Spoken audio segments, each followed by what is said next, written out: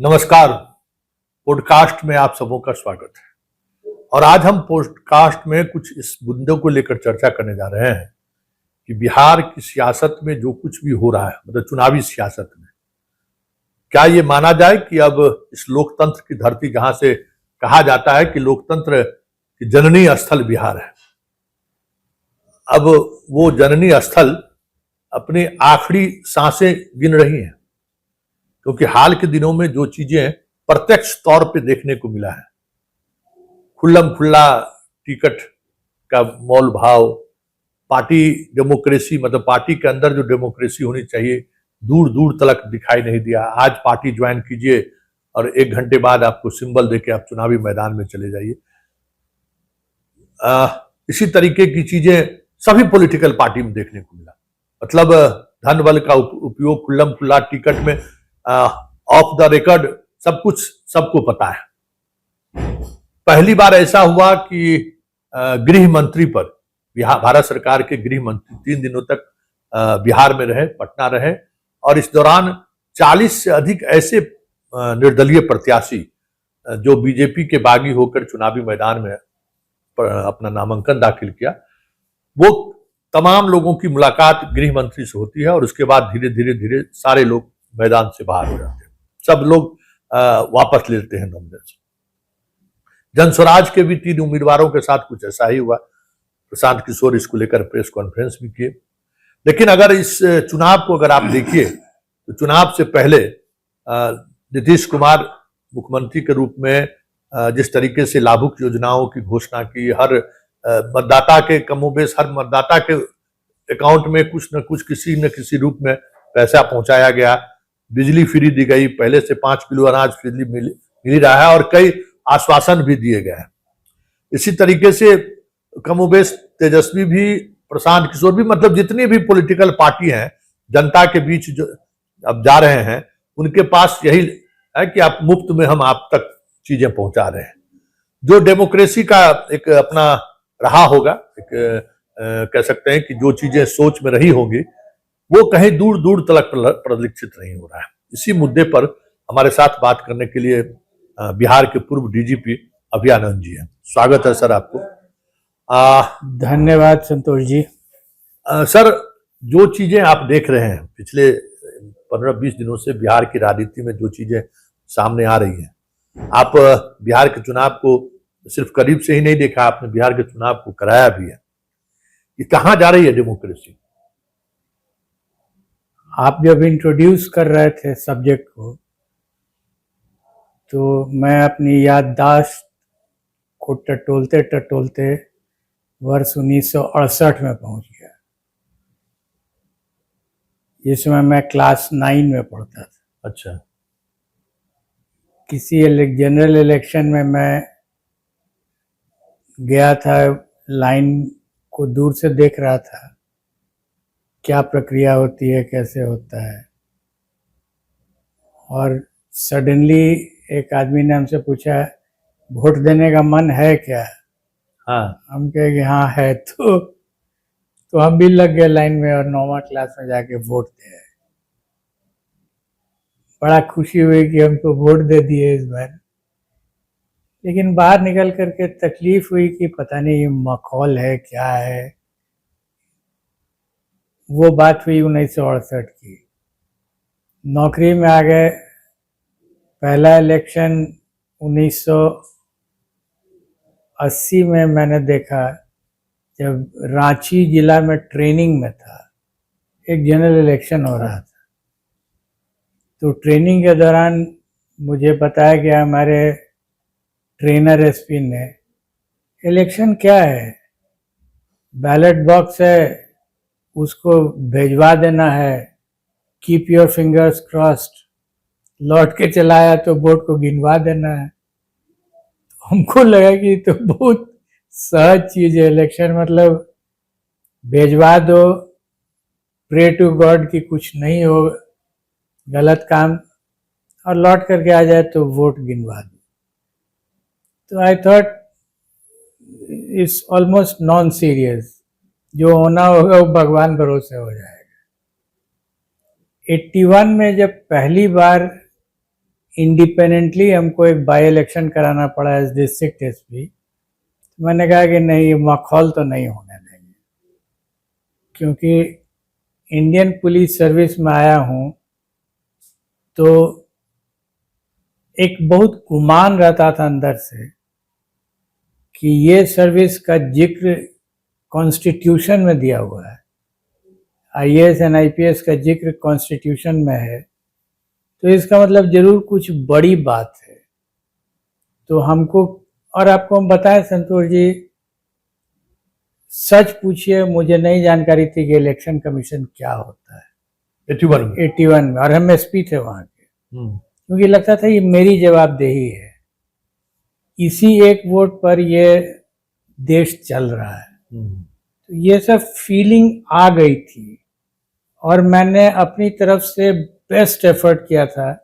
उस जमाने में कंप्यूटर नहीं था, हमने एक लैपटॉप भी नहीं था, हमने कैलकुलेटर पर डेटा एनालिसिस कर करके, और कब्जा नहीं हो बूथ का, कब्जा उस समय भी होता था, जो ताकतवर है वो कब्जा उस समय लेकिन हमने एकदम उसकी कहानी है जो हमने अपनी किताब में भी लिखी है। बट ये मैंने तय किया था अपने आप से और कराया, और एकदम एब्सोल्युटली कोई व्यक्ति नहीं कर सकता था कि वो वोट देना चाहता था और नहीं जा सका। ये कोई नहीं कर सकता था। टेस्टेड हुआ ये, and I felt very happy. Carry on हुआ, कैरी फॉरवर्ड हुआ, धीरे धीरे नीचे की ओर जाता गया, और ये भी मैंने नीचे जाते हुए भी देखा, वो रुका नहीं कभी। अनेक अनेक तरह की विसंगतियां आती गईं, एक चुनाव आयोग भी बन गया, और मेरा अपना फीलिंग है कि जब हम जानते नहीं थे जिस समय कि चुनाव आयोग कोई होता है और उसकी इतनी ताकत होती है, ताकत का इस्तेमाल कभी हुआ नहीं था उसमें। बट एज एसपी हम अपना ताकत इस्तेमाल कर रहे थे। फॉर्चुनेटली डीएम लोग भी उस समय अच्छे थे, तो दोनों मिल के कर ले रहे थे। बट नाउ स्लाइड इतना फास्ट और एक्सेलरेटेड हो गया है, अब लगता है कि कंट्रोल के बाहर है। कंट्रोल के बाहर है लग रहा है, क्योंकि वो हम तो इतिहास सुना दिए 1968 से लेकर के। एज ए स्टूडेंट हमने देखा, school student, and then I saw it as SP who had to do it himself. और आपको हम एकदम ऑनेस्टली बता रहे हैं, हम नहीं सुने थे कि क्या होता है, लेकिन हम जानते थे कि एसपी होता है और डीएम होता है और उसकी जवाबदेही, और वो कर देता है। और टीएन सेशन और केजे राव के जमाने में तो जरूरत नहीं थी, किसी की जरूरत नहीं थी। एक डीएम और एक एसपी अड़ा हो जाए। अब आप इसको गौर से देखिए, तो एक समय आया जब रिटर्निंग ऑफिसर लोग जिसको सर्टिफिकेट दिए एमपी का, वो दिल्ली में मंत्री हुआ, और वही रिटर्निंग ऑफिसर उनका पीएस हो गया। तो फिर बात कहाँ बनती है? तो यही घालमेल है। घालमेल यही है। हमने,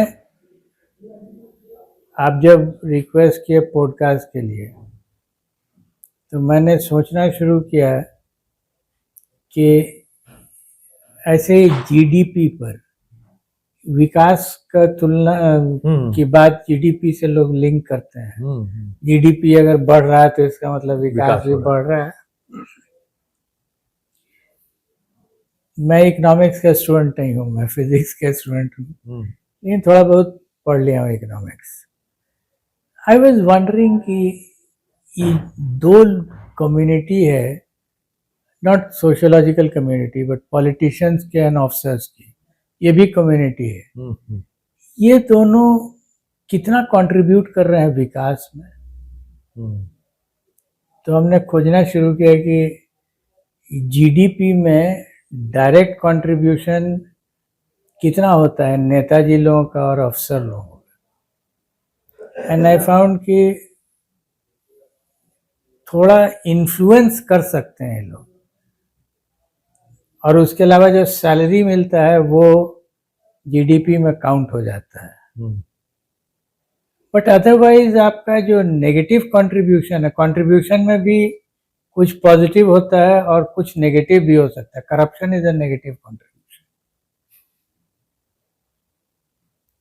तो हमको लगा कि शायद पॉजिटिव कंट्रीब्यूशन कुछ नहीं है, ज्यादातर नेगेटिव ही कंट्रीब्यूशन हो रहा है। इंस्टेबिलिटी हो जाती है तब हो जाता है, और दोनों मिलकर के करप्शन क्रिएट कर दिए तब तो पक्का हो गया। होगा क्या सर? मतलब जो स्थिति दिख रहा है कि अब होम मिनिस्टर यहाँ बैठे हैं और उनकी वो ऐसे उम्मीदवारों से मिल रहे हैं जो नॉमिनेशन किए हुए हैं, और मुलाकात के बाद वो नॉमिनेशन वापस ले रहे हैं। ये तो बिहार के लिए, पहले उस जमाने में ये सब काम जो बड़े डॉन हुआ करते थे, शहाबुद्दीन जैसे डॉन, जिस तरीके के डॉन सब हुए हैं, वो इस सब तरीके का काम करते थे।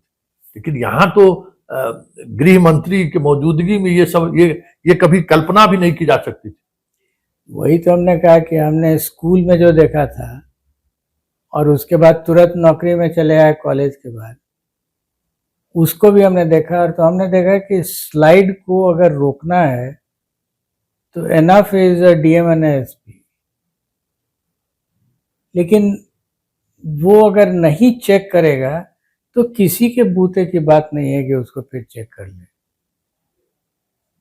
और क्या होगा इसका मतलब, आपके क्वेश्चन का आंसर ये है कि अगर एक सिस्टम बीमार पड़ गया हो, जैसे एक आदमी बीमार पड़ गया, वो चला गया अस्पताल में, तो पहला काम तो होना होगा कि उस बीमारी का डायग्नोसिस हो। तो सिमिलरली यहाँ भी अगर ये बीमारी मानी जाती है तो इसका डायग्नोसिस होना चाहिए। Why is this happening? Even election के दौरान आप देखिएगा हर पार्टी एक एक डायग्नोसिस लेकर के घूम रही है, यही हुआ है और ऐसे ही इसका इलाज हो सकता है। तो दूसरा पार्टी कहता है कि नहीं ऐसे नहीं होगा, ऐसे होगा, दूसरा डायग्नोसिस होगा। तो आप डायग्नोसिस कर ही नहीं पा रहे हैं, हर पार्टी अपने तरीके से डायग्नोसिस कर रहा है। इज इट पॉसिबल कि डायग्नोसिस ही गलत हो गया या नहीं हो पा रहा है? तो पहले यही डिसाइड हो जाए कि डायग्नोसिस क्या है। हो सकता है कि यही डायग्नोसिस हो कि जिस व्यवस्था से चुनाव करा करके हम लोग चाहते हैं कि समाज में सही काम हो जाए। समाज में समस्याएं हैं, समस्याओं की कोई कमी नहीं है, लेकिन वो समस्याएं परिभाषित नहीं हो पा रही। तो फिर हम क्या करें? समाज समस्या को परिभाषित करें और फिर कोशिश करें कि इसका इलाज ढूंढा जाए। What is the remedy for this element? तो आपको लगता है कि ये जो इलेक्शन प्रोसेस है वो रेमेडी ढूंढने में असफल रहा है, असफल है? आप ऐसे ही देखिए ना कि जितनी पार्टियां हैं या संगठन हैं या पार्टियों का समूह है, हर आदमी अपना अपना स्लोगन लेकर के चल रहा है। यही प्रॉब्लम है। कोई कहेगा फलाना चोर, ये गद्दी छोड़। तो is this the disease? Is this the cure for the element? ये अगर नहीं है तो फिर कोई दूसरा है। जन स्वराज पार्टी भी अपना एक ले आई है, नैरेटिव ले आई है, तो उसको कहती है कि यही बीमारी है और इलाज भी यही है। और फिर फाइनली मालूम होगा कि जनता को तो एक डॉक्टर मिल गया है, एक नहीं 3-4 डॉक्टर मिल गया है। सब कहते हैं कि देखो मेरा ही पिल जो है वो इस बीमारी का, इस इलनेस का पिल है, पिल फॉर एवरी इल। तो कंफ्यूज हैं लोग कि कहाँ बीमारी है। और हमको कभी कभी लगता है कि शायद राजनीति में इसका हल है ही नहीं, समाज नीति में है। एक ऐसा व्यक्ति खड़ा हो जाए जो राजनीति नहीं करे, समाज नीति करे और राजनीति में नहीं जाए, तो शायद बेहतर रिजल्ट आएगा। ये हर आदमी चाहता है कि सामाजिक कार्यकर्ता के रूप में एंटर करें और और राजनीति में पहुंच जाए। हाँ, तो वहां क्यों आना चाहते हैं आप रुकते क्यों नहीं है समाज में? कई लोग हम लोग के यहाँ बड़े बड़े लोग हुए और राजनीति में नहीं गए, लेकिन समाज में रह करके बड़ी बड़ी चीजें कर दी उन्होंने। आपको लगता है कि आप ये जो सिस्टम है उस सिस्टम के सहारे आप भी डीजीपी तक रहे, अब सिस्टम पुलिस सिस्टम में से बड़ा ओहदा कुछ भी नहीं हो सकता है, कि ये सिस्टम जो है बदलाव उन्मुख, मतलब बदलाव के लिए स्वीकार करने के लिए, या सब पॉलिटिकल सिस्टम में जो लोग भी लोग हैं वो यथावादी हैं या फिर बदलाव की गुंजाइश उसमें नहीं है? बदलाव तक तो बात सही है, तो हर आदमी कुछ डायग्नोज करके कहता है कि ऐसे करोगे तो बदलाव हो जाएगा। बदलाव में उन लोगों का देखिएगा, इसको उखाड़ के फेंक दो। इवन जेपी ने भी यही कहा, इसको निकालो और फेंको बाहर। तो ठीक है, बाहर तो फेंका गया, बट उसके बदले में आया क्या? और अगर आप कुछ ऑफर नहीं कर सकते हैं तो आप निहिलिस्ट हैं। ये जितने लोग हैं सब लोग ऑफर नहीं कर रहे हैं कुछ। अगर जनता को यही ऑफर करते कि देखो ये व्यवस्था ठीक नहीं है, इसको तो हटाना ही होगा और उसके बदले में ये लाना होगा, बदले में क्या आएगा ये कोई नहीं बताता। कोई नहीं, मतलब बस हटाओ। लेकिन बात नई चीजें क्या है, किस ये रूम अगर गंदा हो गया तो झाड़ू लगाओ, तो झाड़ू लगेगा तो गंदगी को बाहर फेंक दो, तो वो गंदगी का लोकेशन बदल गया ना। हाँ, एक गंदगी निकली रूम से और बाहर चली गई, लेकिन उसके बदले में यहाँ क्या आया और वो गंदगी का क्या होगा? गंदगी को आप छोड़ नहीं सकते हैं, कुछ तो आपको अल्टरनेटिव ऑफर करना पड़ेगा। मतलब आपको लगता है कि इस डेमोक्रेसी में अब न कुछ बचा है, न इस डेमोक्रेसी से कुछ ज्यादा उम्मीद है? मतलब एक 5 वर्ष के बाद एक वोट है सिस्टम में, मतलब आप जा रहे हैं वहां जाकर चीजों पर जो भी कुछ, लेकिन अब कुछ बड़े बदलाव की संभावना तो छोड़ दीजिए। मतलब ये डेमोक्रेसी, क्योंकि हम बात ये कर रहे हैं कि इसके बाद का जनरेशन आप सोच लीजिए, कैसे लोग मुख्यमंत्री होंगे, कैसे लोग मंत्री होंगे। ये तो आप समझिए कि समाप्ति की तरफ बढ़ रहे हैं, मतलब कोई विकल्प हमें नहीं दिख रहा है।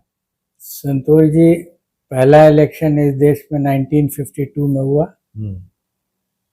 तो 52 से 57 तक एक सरकार चली। उसी तरीके से बीच बीच में बाई इलेक्शन भी हुआ और मिड टर्म इलेक्शन भी हुआ, सरकार चलती रही। बट सब में आप देखिएगा प्रक्रिया एक ही थी, पार्टियां आएंगी, कहेंगी आपकी समस्याएं हैं, आपको परेशानियां हो रही हैं, हम पर विश्वास कीजिए, आपकी परेशानियों को हम जड़ से दूर कर देंगे और उसको आप वोट दे दीजिए और सो जाइए। एकदम पक्का यही हुआ, हर समय होता है। आप हमको वोट दिए, अब आप सो जाइए। उठिए 1957 में, 1962 में, और तब जब उठ जाइए तब खोजिए कि कुछ हुआ कि नहीं। तब लगा कि अच्छा, ये तो कुछ हुआ ही नहीं, जो बोला था ये सब नहीं हुआ। उसके बाद हल्ला कीजिए कि तुमने कुछ नहीं किया, तुमको हटाएंगे, दूसरे को लाएंगे। ये प्रक्रिया चलती रही और लोग इसी विश्वास में कि नहीं बदल तो जाएगा ही, और हमने वोट दे दिया था तो अब इसका काम है करने का, हमको सोने दो। सोने दो मतलब हम अपने काम दिनचर्या में लग जाएं और जब इलेक्शन आएगा तो फिर जग जाएंगे। ऐसे तो नहीं चले। अच्छा, एक सर आखिरी सवाल कि मतलब अमेरिकन डेमोक्रेसी में भी वहां तो लोग अलग अलग हैं, मीडिया भी जिस दल के है उस दल का मीडिया भी है, सब कुछ है, लेकिन इंस्टीट्यूशन वहां का बहुत मजबूत है। मतलब कोई आप चुनाव जीत कर आ गए तो आपकी मनमानी चलेगी। ये जो अभी ट्रंप जो स्थिति वहां बनाए रखे हुए हैं, बहुत कुछ उनका जो बाकी सपोर्ट सिस्टम है डेमोक्रेसी का, वो उन्हें उस तरीके से मनमानी करने से रोक रहा है। क्या आपको लगता है कि इस देश में डेमोक्रेसी को हम लोगों ने तो स्वीकार किया, लेकिन जो डेमोक्रेसी के बाकी जो पिलर्स हैं उसमें जो मजबूती होनी चाहिए, इंडिपेंडेंट तरीके से जो एक काम करना चाहिए, चाहे जुडिशियरी हो, चाहे मीडिया हो, चाहे ब्यूरोक्रेसी हो। कहीं न कहीं इस पूरे प्रोसेस में जहां आज देश खड़ा है, ये तीनों इंस्टीट्यूशन का मजबूत नहीं होना, या जो प्रोसेस था इस इंस्टीट्यूशन को खड़ा करने का, कहीं उसमें कुछ गड़बड़ी तो नहीं रह गई? जो सबसे मौलिक चीज थी संविधान में, separation of executive, judiciary and legislature, ये तीनों को संविधान को बनाने वालों ने माना था, ये तीनों अपनी अपनी जगह पर अलग अलग रहेंगे, बहुत थोड़ा सा ओवरलैप होगा और बढ़िया व्यवस्था चलेगी। सोच अच्छी थी, बट अगर आप इसको गौर से देखिए, एटलीस्ट 2 लेजिस्लेचर एंड एग्जीक्यूटिव में हेड ही एक ही व्यक्ति होता है। समस्या वही है। पार्लियामेंट में भी और जो यूनियन कैबिनेट है, वो दोनों में सेपरेशन तो छोड़ दीजिए, एक ही व्यक्ति ही हेड करता है। तो फिर 3 में 2 तो एक के पास है। और जुडिशरी को भी वो इनडायरेक्टली कंट्रोल कर लेता है, क्योंकि जुडिशरी में भी जो आएगा, जज बन के आए या चीफ जस्टिस हो जाए या उसकी व्यवस्था को अंदर से वो ऑलमोस्ट कंट्रोल्ड है। तो फिर ये शक्ति करीब करीब एक आदमी के हाथ में चली जाती है। इसलिए बहुत कुछ उम्मीद करना, इसको बहुत गहराई से अगर देखिए, ये उस व्यक्ति पर ही डिपेंड करता है कि वो कितना इंटरफियर नहीं करता है। और जो सिस्टम है चुनाव जीतने का, उस सिस्टम में कोई सही व्यक्ति वहां पहुंच भी नहीं सकता है। तो जब एक आदमी का कंट्रोल होगा, बिहार में भी आपको एक चीज बताते हैं, ये हम भी बहुत क्लियरली नहीं समझ पा रहे थे till I had a conversation with the chief minister. अकेले बैठे हुए थे, जिसको मीडिया लैंग्वेज में लोग भूंजा पार्टी बोलते हैं आज के संदर्भ में। हालांकि उनकी आदत थी शाम में थोड़ा भूंजा खाते थे, उस दिन कोई नहीं था, हम ही को बैठा ले गया, ये बैठिए। तो उन्होंने फ्लो ऑफ कॉन्वर्सेशन में, जानते हैं आप, the chief minister can do no wrong. मैं इतिहास का विद्यार्थी नहीं था, लेकिन शौक से कुछ ब्रिटिश हिस्ट्री की बुक्स पढ़ा था। उसमें कई जगह जिक्र आता है the king can do no wrong. थोड़ा समझते थे, हमने कहा सर जरा समझा दीजिए, king CM can do no wrong. बोले देखिए, CM is the head of the legislature. जी सर। तो लेजिस्लेचर में कलेक्टिव डिसीजन होता है। हमने कहा होता है, तो जो भी निर्णय होगा लेजिस्लेचर में, उसके लिए सीएम थोड़ा ही जिम्मेवार है, तो सब लोग मिल के ले रहे हैं, वोटिंग होता है, हो जाता है। फिर ही हेड्स द कैबिनेट। अब देखिए, एक लेजिस्लेचर हुआ, एक एग्जीक्यूटिव हुआ, ही हेड्स द कैबिनेट। तो कैबिनेट में भी कलेक्टिव डिसीजन है। जी सर। मेरा दिमाग खड़का कि ये तो नई बात हम समझ रहे हैं।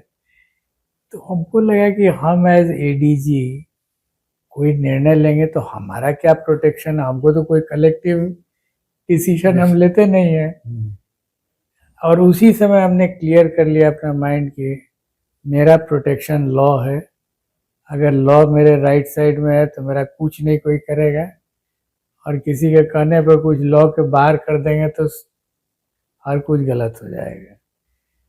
तो वही बात हम आपको बोल रहे थे कि one man heads the legislature, the same man heads the executive. Separation कहाँ है?